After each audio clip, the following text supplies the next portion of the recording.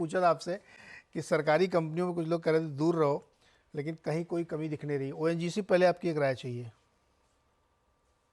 देखिए, अच्छे लगते हैं, ट्रेंड में सारे चल रहे हैं, तो मेरा भी थॉट यही है, कुछ चुनिंदा नाम उनमें हमको अच्छे लगते हैं। ओएनजीसी की हमने बात की, देखिए क्रूड जिस तरह से लास्ट कल जो पलटा है, आई थिंक ये काफ़ी इम्पोर्टेंट संकेत है गोइंग फॉरवर्ड। और क्रूड में हमने मेंटेन किया है कि भाई बहुत ज़्यादा ये नीचे जाएगा नहीं, 70-72 के बहुत ज़्यादा नीचे जाएगा नहीं। और अभी जो कल का मूव आया वो अराउंड 76 से 77, 78 के आसपास से टर्न आया है, काफ़ी अच्छा क्लोज़ है कल का। मुझे लगता है क्रूड की जो जर्नी टुवर्ड्स 100, 95, 100 वो मेरे को लगता है अगर कल कोई पड़ाव था तो कल का वो पड़ाव बहुत क्रिटिकल है। कल के लो के नीचे अगर अब नहीं गया तो आप समझ लीजिए खाली 2 ढाई डॉलर का आपके पास रिस्क है। और ऊपर में आप 95, 100 जो है डब्ल्यूटीआई के लिए 95, ब्रेंट के लिए 100, ये टारगेट्स अगर आप देखेंगे तो मुझे लगता है कि ओएनजीसी हम पहले भी शो पे इसी इसी प्रमाइस में हम पहले भी बोल चुके हैं कि भाई अच्छा लग रहा है। तो ONGC definitely in that entire basket सबसे अच्छा लग रहा है। ये फटाफट जल्दी जल्दी सवाल लेते हैं। अशोक कुमार शर्मा जी हैं राजस्थान से, श्रीगंगानगर से। आरवीएनएल, राइट्स और बंधन, तीन भाई इतने सारे, एक आदमी कितने सवाल नहीं लेंगे, ज़्यादा से ज़्यादा दो।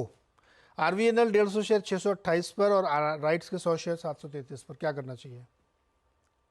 देखिए good stock, again bad timing, बहुत लेट आए हैं इस ट्रेंड में, या तो ये इसमें ट्रेड वेट कर रहे थे और लास्ट लेग में ये फंस गए हैं, मुझे वो चीज नहीं समझ में आ रही है। बट आई थिंक आरबीएल का प्राइस इनका इस स्विंग का एकदम टॉप का है। और देखिए करेक्शन चल रहा है, अब यहाँ अवधि आपको जब स्टॉक ऑलरेडी जब 150 200 वाला ऑलरेडी जब 600 हो गया है और वो भी एक साल के अंदर के रिटर्न्स हैं, तो आपको और फर्दर लालच ट्रेडिंग साइड में नहीं हो सकती। आप इसको आप ट्रेड नहीं कर सकते, आपके पास नीचे के भाव का है, आप ट्रेडिंग स्टॉप लॉस लगाइए, खड़े रहिए, बार बार ऊपर के भाव से चढ़ते रहेंगे तो ये 3-6 महीने के पेन आपको आते रहेंगे और उन्हीं में से कभी एक लार्जर करेक्शन भी आ सकता है, तो वो रिस्क हमेशा रहता है। बट फिलहाल मुझे लगता है कि इस लेग में 540 550 इसके नीचे आइडिया नहीं जाना चाहिए, तो इस लेग में ये ऑलमोस्ट करेक्टिव रेंज के नीचे की तरफ आ चुके हैं। 540 से लेके तकरीबन ये जो हाई हमने मारा था अराउंड 650 के आसपास, आप ये समझ लीजिए रेंज है। तो 540 से 650 की रेंज है, रेंज के लोअर एंड पे आप हैं, आप बने रहिए। चाहे तो 540 के नीचे आप आरवीएनएल में एक स्टॉप लॉस लगा लें। और राइट्स में भी ऑलमोस्ट सेम ही चार्ट है, दोनों ऑलमोस्ट सेम ही बिहेव कर रहे हैं, बट राइट्स ने नया हाई नहीं मारा है। देखिए सबसे इंपॉर्टेंट चीज ये है कि जनवरी 2024 का हाई राइट्स नहीं निकाल पाया, तो कंपैरेटिवली दोनों में से ये वीक स्टॉक हो जाएगा। मेरी तो राय यहाँ रहेगी कि उछालों में यहाँ पे निकले राइट्स में से। मुंबई से मनोज का सवाल, महिंद्रा एंड महिंद्रा सन 2010 से लेके बैठे हुए हैं 80 शेयर 376 पर, आप क्या करें? बेचें तो कहाँ जाएं? नहीं देखिए, बेचे तो कहाँ जाए वो बड़ा मुश्किल सवाल है, समय इसलिए जो है उसमें बने रहें। आई थिंक जब तक चल रहा है चलने दें, यहाँ पे भी बहुत अच्छा सेटअप है इनका और ये बहुत डीप इन द मनी है, इनको मेरे ख्याल से कोई चिंता करने की जरूरत नहीं है। जो 6-12 महीने का कभी कोई करेक्शन भी आ जाए 20-25% का, तो आई थिंक इनके भाव से तो बहुत ही दूर रहेगा। तो आई थिंक ट्रेड में बने रहे और आई थिंक, और मेरे पास कोई इससे बेहतर अभी आइडिया नहीं है इनको देने के लिए, तो उस केस में इसमें बने रहें। ओके, नागपुर से राकेश का सवाल, बजाज फाइनेंस 6,500, 6,500 नहीं 6500, 60 के आसपास इनका है भाव, और आईओसी फ्री क्वांटिटी है 5,000 शेयर की। देखिए सेकंड वाला सवाल ज्यादा इजी है, इनका जो फ्री क्वांटिटी है आईओसी उसमें बने रहे हैं, डिविडेंड भी अच्छा खा रहे हैं, डिविडेंड बढ़िया आते रहेगा, कंपनी अच्छा कर रही है, कोई दिक्कत नहीं है। और रेट भी कोई बहुत ज्यादा चला स्टॉक नहीं है, 70-80 वाला एक डबल ही है, मतलब मोटा मोटी डबल ही है स्टॉक, तो आई थिंक बने रहे। बाजार में तो इतने बड़े बड़े मल्टीबैगर बने हैं, तो यहाँ पे भी एक तो आपके पास अपसाइड पोटेंशियल है, प्लस आप बढ़िया इसमें डिविडेंड इनकम भी कमाते रहेंगे।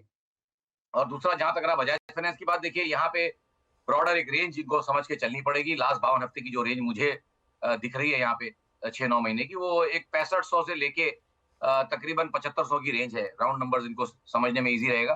तो 6500 से 75 की रेंज है, जैसे मैंने भी एक पिछले स्टॉक के लिए बोला कि अपनी 52 हफ्ते की रेंज के लोअर एंड पे चल रहा है, तो 52 हफ्ते के हिसाब से लोएस्ट रिस्क एरियाज में है, तो अब यहाँ से तो बने रहना है, यहाँ से कुछ करना नहीं है।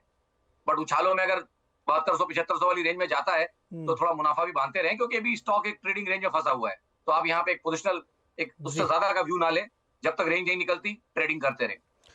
रतलाम से रवि दमानी, रैमको सीमेंट 100 शेयर 770 पर, लॉन्ग टर्म का व्यू। जी देखिए, आई थिंक ओवरऑल स्पेस में बड़ी रौनक है, स्टॉक चल रहे हैं, बट ये किसी कारण से अपने पीयर सेट को नहीं ये आउट परफॉर्म नहीं कर पा रहा है और इस स्पेस में आई थिंक अंडरडॉग है ये। बट यहाँ पे भी थॉट यही है कि एक लार्जर, मुझे भी लगता है कि एक लार्जर जो इसका करेक्टिव पैटर्न था वो कहीं 2020 के बाद से बन रहा है, बन के तैयार है। अब पॉसिबली कहीं इसका कैचअप का गेम चल सकता है। तो मेरे हिसाब से ट्रेड में बने रहें और चाहें तो एक 780 के नीचे स्टॉप लॉस भी लगाएं।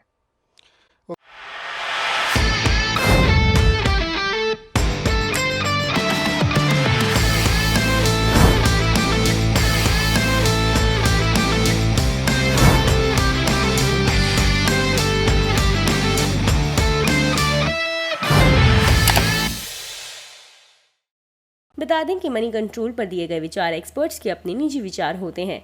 वेबसाइट या मैनेजमेंट इसके लिए उत्तरदायी नहीं है। यूजर्स को मनी कंट्रोल की सलाह है कि कोई भी निवेश निर्णय लेने से पहले सर्टिफाइड एक्सपर्ट की सलाह लें।